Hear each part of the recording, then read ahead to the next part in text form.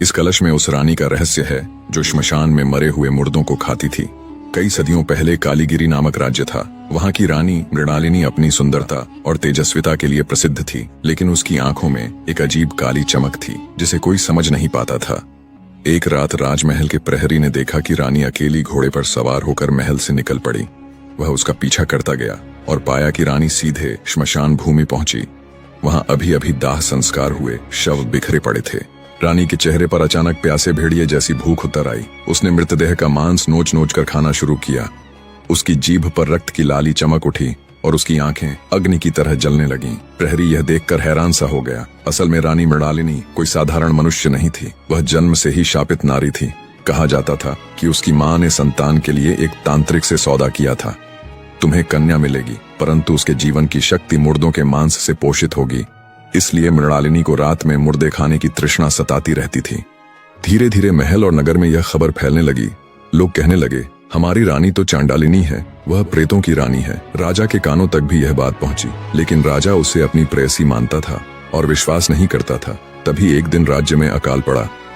रानी ने भूख से तड़पकर श्मशान के बजाय महल के ही अंधेरों में छिपकर दासियों को निगलना शुरू कर दिया। राजमहल खून से सन गया और तभी रानी रहस्य सबके सामने आया। प्रजा ने उसे घेर लिया, पर रानी ने गरज कर कहा, मैं किसी से नहीं मरूंगी, क्योंकि मेरा अस्तित्व अंधकार से जन्मा है। जब तक श्मशान की अग्नि जलती है मैं जीवित रहूंगी। तभी राज्य का एक वृद्ध संत आगे आया। उसने मंत्रों से श्मशान की अग्नि को शांत कर दिया। रानी ने चीखते हुए प्रेत का रूप धारण किया और राख के ढेर में समा गई। कहा जाता है कि आज भी अमावस्या की रात जब श्मशान की चिता बुझती है तो रानी मृणालिनी की हंसी गूंजती है और कोई अदृश्य शक्ति शवों पर टूट पड़ती है। श्मशान की राख में समा जाने के बाद भी उसकी आत्मा चैन से नहीं बैठी। वह अर्ध देह प्रेत के रूप में रात्र में भटकने लगी।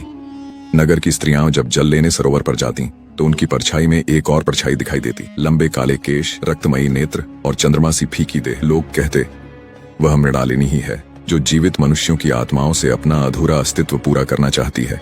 राजा जो कभी उसे अपनी प्रेयसी मानता था, भीतर से टूट चुका था। दिन में राजसभा का संचालन करता, लेकिन रात होते ही उसके महल की खिड़की पर वही छाया दस्तक देने लगती। कई बार उसने रानी की स्वर जैसी धीमी फुसफुसाहट सुनी। महाराज, मैंने वचन लिया था कि तुम्हें छोड़कर कभी नहीं जाऊंगी। राजा भय और मोह के बीच झूलने लगा। इसी बीच वृद्ध संत ने राजा को चेताया, महाराज, मृणालिनी केवल एक प्रेतिनी नहीं है, वह श्मशान की अधिष्ठात्री बन चुकी है। यदि उसे रोका न गया तो वह पूरे राज्य को अपनी शापित छाया में डुबो देगी।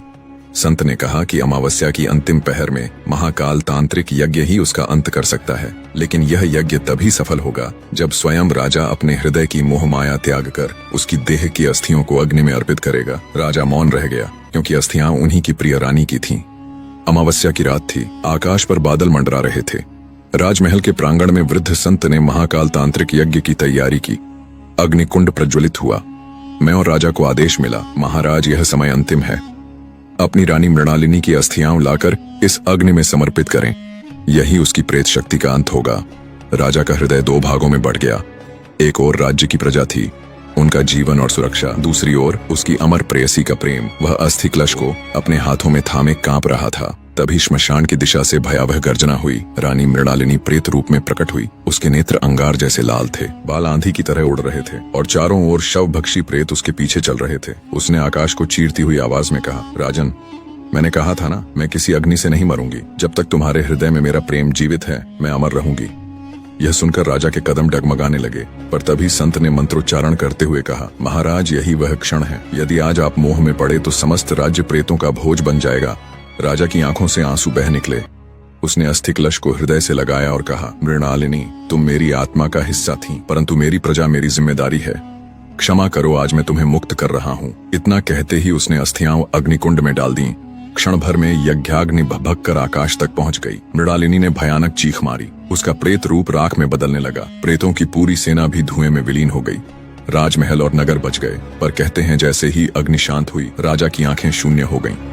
वह उस रात के बाद कभी मुस्कुराया नहीं और आज भी अमावस्या की गहन रातों में श्मशान के पास कोई ध्यान से सुन ले तो धीमी सी फुसफुसाहट आती है, महाराज, मैं अब भी तुम्हारे पास